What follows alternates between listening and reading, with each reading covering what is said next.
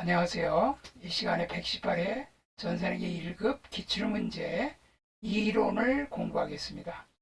다음 중 손익계산서가 제공할 수 있는 재무정보로 가장 적절한 것은? 손익계산서는 경영성과에 관한 거죠.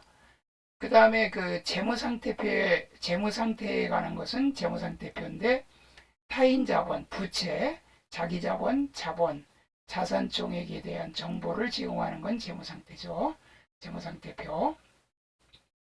두 번째는 현재 1월 1일 현재 외상매출금 잔액은 200이다.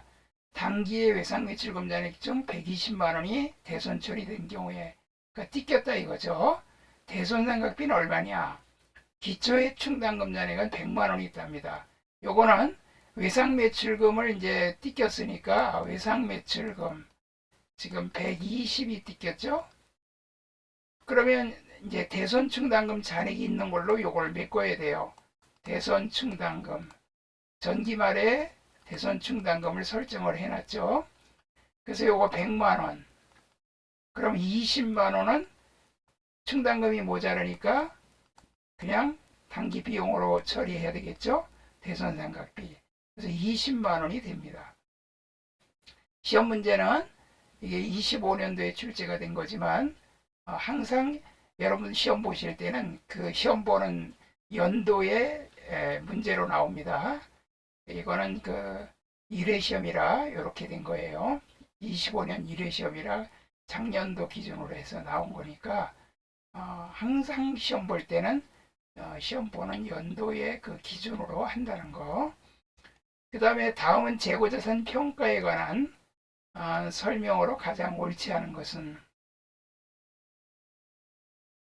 자, 재고자산의 취득원가, 재고자산이라고 하면은 이제 상품, 그 다음에 그 원재료, 그 다음에 제품, 뭐 제공품, 반제품 이런 것들이 있죠. 그런데 취득원가를 장부금액으로 한다. 이건 맞아요. 재고자산 상품을 사거나 원재료 사올 때는 그 사온 금액으로 합니다. 다만 시가가 취득원가보다 높은 경우에는 시가를 장부금액으로 한다. 높은 경우에는 과대평가가 되죠. 그럼 당기순이익이 쓸데없이 많이 난단 말이에요. 그래서 항상 기업에게는 그 보수주의 처리에 의해서 취득할 때는 항상 그 취득원가로 분계를 합니다. 그런데 시가가 더 낮아요. 이 시가가 취득원가보다 낮을 때는 시가로 할 수 있어요. 왜냐하면 저가주의를 채택하고 있거든요. 이익을 과대평가하는 것은 기업의 재무구조를 나쁘게 만들 수 있기 때문에, 그래서 여기 시가가 높은 경우에 시가를 장부금액이 아니라 낮은 경우에는 예외적으로 할 수 있지만 항상 취득원가로 합니다. 그래서 1번이 옳지 않은 거고, 재고자산의 매입원가는 매입금액의 매입운임, 하역료, 배에서 내리는 거, 보험료 등 취득 과정에서 정상적으로 발생한 모든 부수적인 원가를 가산한 금액이다. 맞습니다. 그 다음에 재고자산을 우리가 만들 때 제조원가, 제품 같은 경우 보고기간 말까지 제조 과정에서 발생한 원가의 3요소가 이제 재료비, 노후비, 경비 또는 제조간접비인데, 직접 재료비, 직접 노후비, 그 다음에 제조 간접비, 그 다음에 이런 거 변동 및 고정 제조 간접비, 제조 간접비는 변동비가 있고 고정비가 있죠. 체계적인 배부액을 포함한다. 맞습니다. 성격이 상이한 재고자산을 일괄하여 구입한 경우에는, 그러니까 이제 종류가 다른 재고자산을 샀을 때는 그 재고자산의 그 공정가치, 시가, 시장에서 공정하게 거래되는 가액, 시가를 말합니다. 시가의 비율에 따라 배분하여 개별 재고자산의 매입원가를 결정한다. 이거는 비단 재고자산뿐만 아니라 토지와 건물을 샀을 때도 그 시가의 공정가치에 비례해서 배분해 줍니다. 다 맞습니다. 그래서 1번이 틀린 거예요. 4번. 다음은 12월 말 결산법인 한국의 기계장치와 관련된 자료다. 한국이 연말 12월 30일에 계산할 감가상각비는 얼마인가? 자, 이게 지금 24년도 12월 말일입니다. 근데 이게 취득일이 23년이에요. 그러면 2023년 7월 1일에 샀습니다. 근데 2024년 12월 31일 날에 감가상각비를 얼마를 해야 되느냐? 지금 그걸 물어본 겁니다. 자, 그런데 이 방법이 정렬법이에요. 정렬법은 취득원가에서 감가상각 두 개를 뺀 거죠. 이 내용연수는 필요 없어요. 정률이 여기 상각률 구할 때만 내용연수가 필요합니다. 1-루트 내용연수분의 취득원가로 구하는 건데 이렇게 주어져요. 정률법은 처음에 이렇게 45%씩이나 왕창 상각을 해버립니다.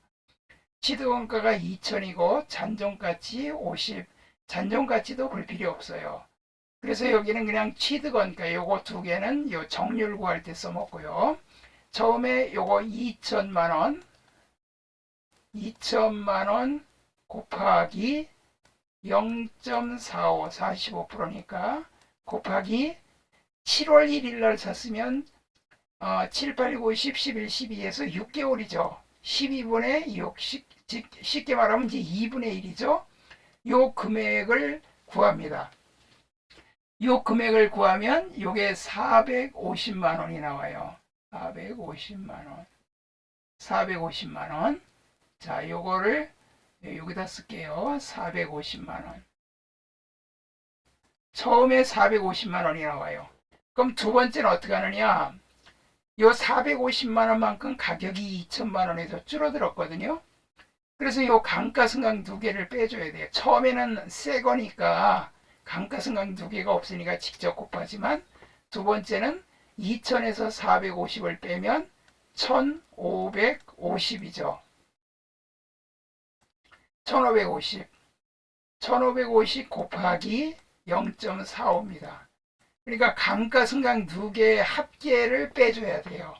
그럼 0.45를 곱해줍니다. 상각률은 똑같아요.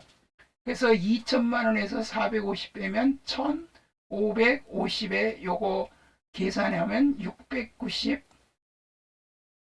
5천 원 나옵니다. 그래서 여기 697만 5천 원 요게 답입니다. 697만 5천 원 이렇게 구하는 겁니다. 그 다음에 이제 세 번째 2025년도 12월 말에는 요 지금 그 1550이 2000에서 450 뺀 게 1550인데 또 여기서 요 금액을 뺀 금액에다 또 0.45예요. 계속 빼나가는 겁니다. 감가상각 누계는 이제 쌓인다 이거죠. 누계는 쌓인다. 그래서 감가상각 누계 합계를 빼주는 겁니다. 그래서 그래갖고 곱하기 0.45. 자, 요 공식을 2000 빼기 요거 450을 그냥 직접 빼서 1550으로 해놨습니다. 5번 다음 중 단기 매매 증권에 관한 설명으로 틀린 것은 단기 매매 증권에 관한 설명으로 틀린 것은 단기 시세 차익을 목적으로 취득한 시장성 있는 유가증권. 맞아요. 시장성이 있어야 되고 단기 시세 차익 목적입니다. 이게 단기 매매 증권이에요. 국제회계 기준에선 단기손익 공정가치 측정 금융자산 이렇게 분개합니다. 대기업들은. 단기 매매 증권 중 채권은 원가법, 주식은 공정가액으로 평가한다. 틀렸어요. 원가법이 아니라 채권과 주식이 모두 다 공정가액으로 평가합니다.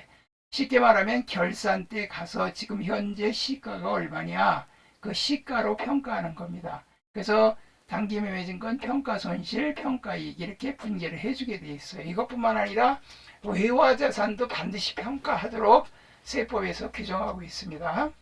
단기 매매 증권 처분에 따라 처분손익은 손익계산서에 반영한다. 당연하죠. 처분손실은 단기 매매 증권뿐만 아니라 매도 가능 증권이 됐든 다른 만기 보유 증권이 됐든 뭐가 됐든 다 처분손익은 단기 손익에 반영합니다. 평가손익은 매도 가능 증권 평가손익은 기타 포괄손익 두 개에 속합니다. 단기매매증권 유동자산 중 당좌자산으로 분류한다. 맞아요. 처분손익은 항상 당기손익으로 반영합니다. 그걸로 끝나버렸으니까 이제 더 이상 뭐 둘 필요가 없으니까 당기손익으로 그냥 계상하고 끝내는 겁니다. 다음 설명 중 옳지 않은 것은 자산은 내가 가지고 있는 재산이나 채권이죠. 과거의 거래나 사건의 결과로 현재 기업 실체에 의하여 지배되고 미래 경제적 효익을 창출할 것으로 기대되는 자원을 말한다. 이거 정확히 아주 정확히 그 학문적인 정의예요. 이거 맞는 얘기예요. 기업이 자금 조달 방법에 따라 타인 자본과 자기 자본으로 구분된다. 부채는 자기 자본에 해당되면 틀렸죠? 타인 자본이죠? 타인 자본이 부채예요. 타인으로부터 빌린 빚을 말한다. 이거 아주 기본 상식이죠? 자본은 기업 실체의 자산 총액에서 부채 총액을 자감한 잔여액 또는 순자산을 말한다. 맞죠?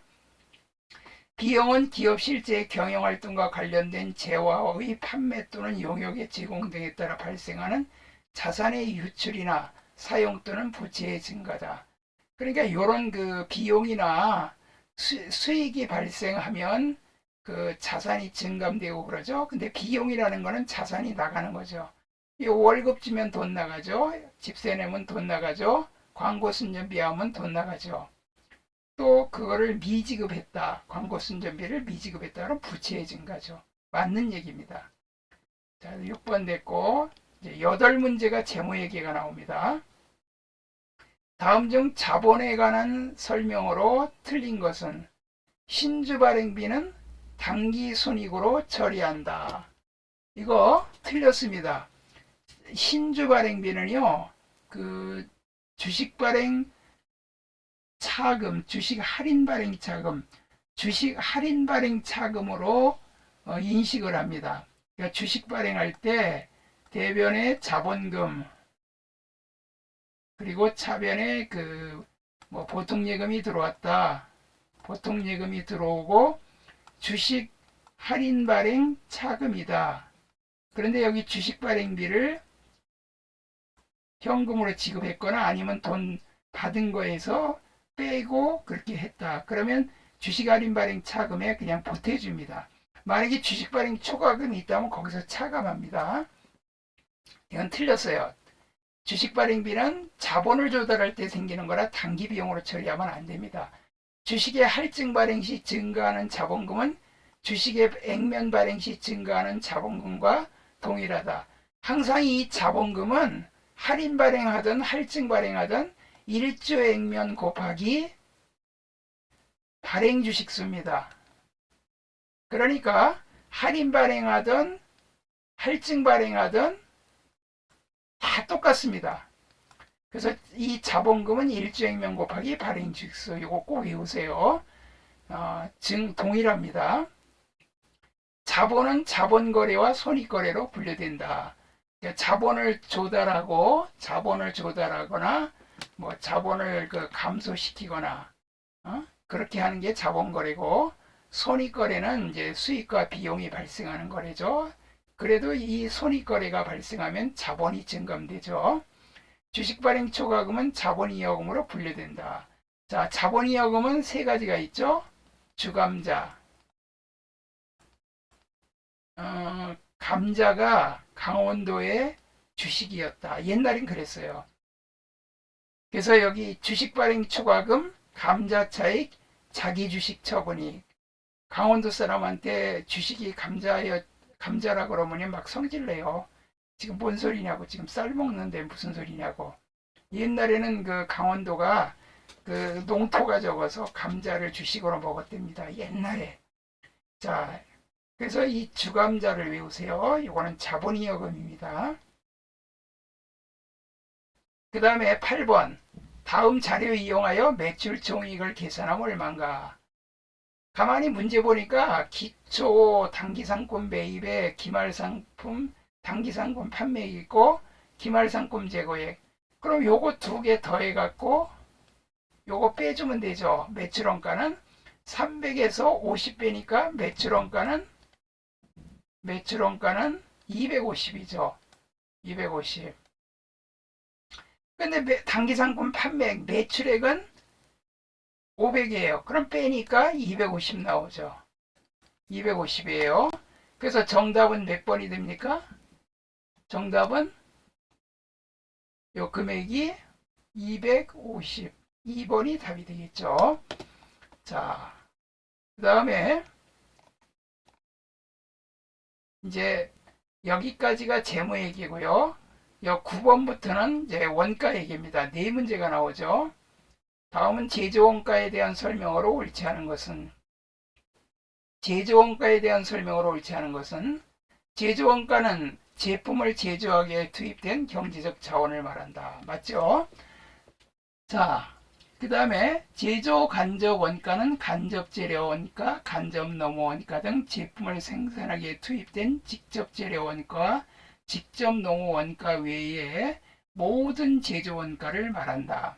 그러니까 간접 재료비, 간접 노무비뿐만 아니라 그 다음에 그 직접비를 제외한 나머지 그 경비, 대부분 그 경비들은 다 제조간접비로 들어갑니다. 뭐 공장 생산할 때 전기료, 수도료, 가스료, 그 다음에 뭐 공장에서 들어가는 여러 가지 그 비용들 있죠.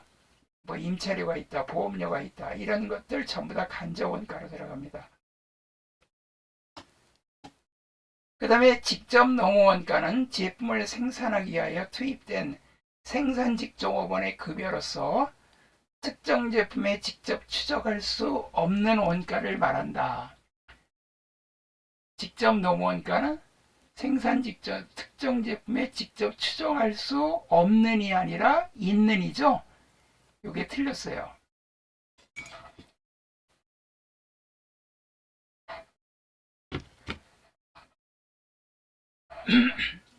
직접 농어원가와 제조간접 원가를 합하여 가공원가 또는 전환원가, 제품으로 전환한다 이 말이죠. 이는 원재료를 완제품으로 전환하는 데 소요되는 원가를 말한다. 맞습니다.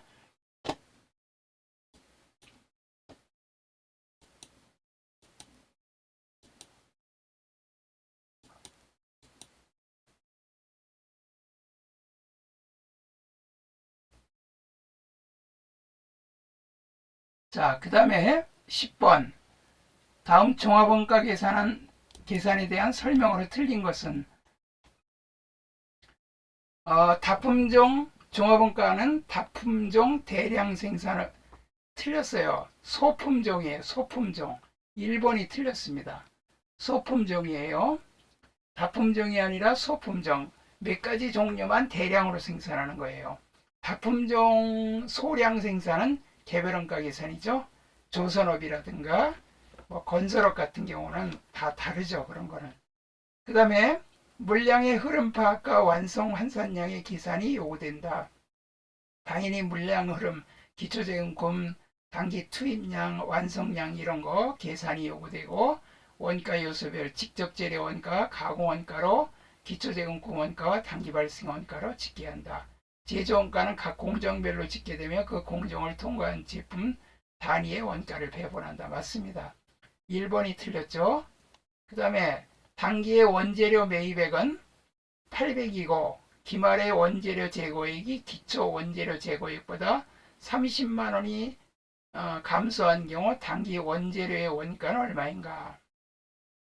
자, 여기는 단기 원재료 매입액이 800이고 기말 원재료 재고액이 기초 원재료 재고액보다 30만 원이 감소했다. 그러면 그 기말 원재료 재고액이 그만큼 줄어들었다는 얘기죠. 그러니까 매입액이 800인데 기초 재고보다 기말 재고가 줄었다는 것은 기초 재고를 썼다는 얘기예요. 예를 들면 이거예요. 원재료 여기 매입이 800인데 여기가 기초가 예를 들면 이제 60이었는데 기말 재고가 30이 감소됐어요. 그러면 기말이 30이 감소됐다 이거예요. 기초보다. 그럼 요거 빼보면 830이 나오죠. 그래서 단기 원재료를 쓴 거, 단기 원재료를 제품 제조에 투입된 원가는 830이 됩니다. 이렇게 계산하는 거예요. 그 다음에 다음 원가 배부 기준으로 가장 적합하지 않은 거. 이건 제조간접비 배부 기준입니다. 제간 배부 기준은 간접 재료는 직접 재료하고 연관이 있죠. 그런 게 인과관계예요. 복리후생비는 종업원수하고 관계 있죠. 그 다음에 뭐 건물 관리비 같은 거는 면적과 관련이 있죠.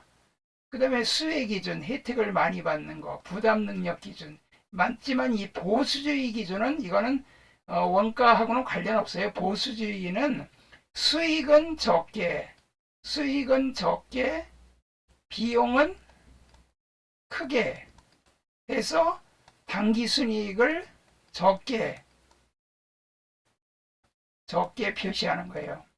그래야 기업 구조가 튼튼하죠. 그렇다고 이걸 부정행위로다가 이렇게 하라는 게 아니라 비용은 빼뜨리지 말고 다 계산하고 수익은 불확실한 건 계산하지 말라 이거예요. 수익은 실현주의로 하고 비용은 발생주의, 둘 다 발생주의지만 우리가 이거는 회계 처리할 때 지켜야 되는 겁니다. 가능하면 기업의 회계 처리에서 좀 애매할 때는 가능하면 기업에 유리하게, 우리 재판할 때도 피고인에게 유리하게 그렇게 하죠. 기준이 애매할 때는. 그렇지 않은 경우는 판결을 잘못하는 거죠. 그러니까 그렇게 판결을 잘못하는 사람들은 욕을 먹어도 단단히 욕먹죠. 다음 중 당해 연도 말 현재 부가가치세법상 전자세금계산서를 발급해야 하는 사업장은 몇 명인가? 이 전자세금계산서가요, 컴퓨터로 발행하는 거거든요. 이 컴퓨터로 발행하는 건데, 이게 지금 현재는요, 공급가액이 연 8천만 원 이상 개인하고, 그 다음에 법인은 액수가 얼마가 됐던 무조건 법인은 전자세금에서 발행해야 돼요. 개인은 8천만 원 이상이면 다 전자로 발행해야 돼요. 요새는 간이과세자가 1억 4백이기 때문에 1억 4백 공급대가가, 간이과세자도 전자세금에서를 발행해야 돼요. 8천만 원 이상. 그래서 여기 보니까 여기 지금 법인이냐, 법인은 이 액수 볼 필요 없어요. 법인은 무조건 전자세금에서 발행해야 돼요. 개인은 액수를 봐야 돼요. 8천인데 1억이니까 당연히 발행해야죠. 그럼 이게 3명이에요. 3명 다 발행해야 됩니다. 다음 중 부가가치세법상 재화의 공급으로 보는 경우는, 자, 요거 재화의 공급으로 보는 경우예요. 자, 요 때는 우리가 요걸 하나 보여드릴게요. 자, 재화의 공급으로 보는 거는 우리가 이렇게 몇 가지가 있습니다. 자가 공급, 그 다음에 개인적 공급, 사업상 증여, 폐업 시 잔존재화, 이 간주 공급이라 그러거든요. 실제로 물건을 파는 게 아니고 파는 걸로 보는 거예요. 자가 공급, 자기가 썼을 때 자기 회사의 그 면세 사업에다 사용했거나 비과세 전용으로 하거나, 그 다음에 이제 여기 나와 있죠. 이런 것들. 그러니까 자기가 자기한테 공급하는 경우. 그 다음에 개인적 공급. 그 대표이사 등이 개인적으로 개인적으로 회사 돈으로 물건을 사가지고 갖다 쓸 때, 뭐 물건 살 때 당연히 부가세 내잖아요. 그리고 이제 그거는 이제 불공제고, 회사의 물건을 대표이사가 가져갔어.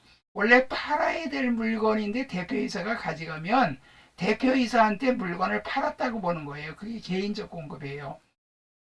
사업상 증여는 뭐냐? 업무 추진비 거래처한테 증여하는 경우예요. 그러니까 우리 회사가 팔아야 될 물건을 팔질 않고 거래처한테 선물로 제공했어.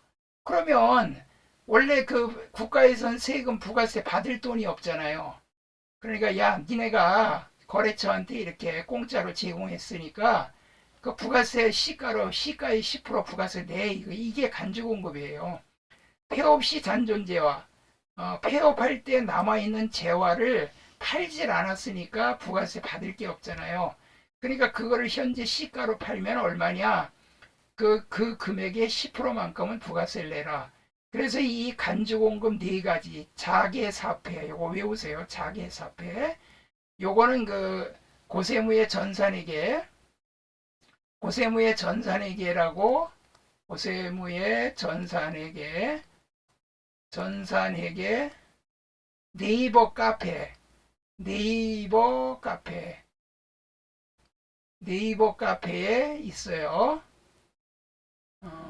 카페에 전산세무회계와 AT 자료에 부가가치세에 이렇게 정리를 해놨습니다. 물론 책에도 다 있어요. 그래서 여기에 우리가 실제로 물건을 파는 건 아니지만 요 자계사폐, 자가공급, 개인적 공급, 사업상증여, 폐업시 잔존재화도 공급으로 봐서 물건을, 그러니까 회사 물건을 요렇게 이렇게 소비를 했을 때 자가공급, 개인적 공급, 사업상증여, 폐업시 잔존재화, 여기에도 10% 부가세를 매출세액을 계산해서 세금을 내라 이겁니다. 재화의 공급으로 보는 경우는 조세물납은 공급이 아닙니다. 법률에 따른 공매, 경매, 수용도 공급이 아니에요. 아니 공매나 경매 당했는데 이거를 부가세까지 내라 그러면 얼마나 억울해요. 세금 낼 때도 물건으로 세금 내요. 토지나 뭐 이런 걸로, 아니면 그 건물이나 이런 걸로. 그 다음에 뭐 기계가 있으면 기계로 기계로 갖다 세금 낸다. 그럼 이런 건 부가세 우리가 받을 수가 없죠. 근데 여기 사업상 증여, 여기 나왔죠? 지금 사업상 증여, 사업상 증여, 요거는 공급이에요. 사업장별 그 사업에 관한 모든 권리 의무를 포괄 승계한 사업의 양도. 이 포괄 승계는요, 부가세가 없어요. 사업 양수자는 부가세 대리 납부를 안 한다. 이 포괄 양도일 때는 공급으로 보지 않습니다. 일부만 양도할 때만 부가세 내는 부가세를 받는 공급으로 와서 부가세 받아갖고 세무서에 내야 됩니다. 그래서 3번이 답이고요. 4번은 다음 중 부가가치세법상 영세율 적용 대상이 아닌 거예요. 영세율은 영의 세율이에요. 이거는 세계 여러 나라가 협정을 맺어갖고 수출하는 나라에서는 부가세를 받지를 못하게 돼 있어요. 소비하는 나라에서만 부가세를 받게 돼 있습니다. 생산하는 나라에서 받는 게 아니고 소비하는 나라. 내국 물품을 외국으로 반출하는 거 영세율 적용이죠. 매출할 때 세금을 못 받습니다. 그리고 자기가 냈던 세금 돌려받습니다. 그 다음에 용역의 국외 공급. 자, 우리나라가 외국에 가서 건설업 하죠. 그 건설업 할 때도 부가세를 받지를 못합니다. 그 다음에 외국 항행 용역의 공급, 서비스, 그런 거, 항행이라면 이제 비행기 같은 거, 이런 것들, 이런 거는 영해세율입니다. 왜냐면 이건 달러를 벌어들이는 거고, 이거는 부가세를 내라고 해도 상대방이 낼 수가 없어요. 협정을 맺었기 때문에 소비하는 나라에서만 그렇게 하게 돼 있어요. 근데 주택과 이에 부수되는 토지의 임대 용역으로서, 자, 주택에다가 부가세를 매기면 임대 용역, 자, 월세 사는 사람한테 부가세 내라 그러면 성질 내겠죠? 아니, 월세 내는 것도 힘든데 무슨 부가세까지 내냐고. 그래서 이런 거는 영세율 적용이 아니라 요거는 면세입니다. 면세. 주택의 임대는 면세고 토지의 임대는 과세입니다. 토지의 매매는 과세예요. 맞아, 면세예요. 면세. 자, 토지, 노동력, 자본은 면세입니다. 부가가치의 기본 요소이기 때문에. 자, 이렇게 해서 이론 문제를 풀어봤습니다. 수고하셨습니다.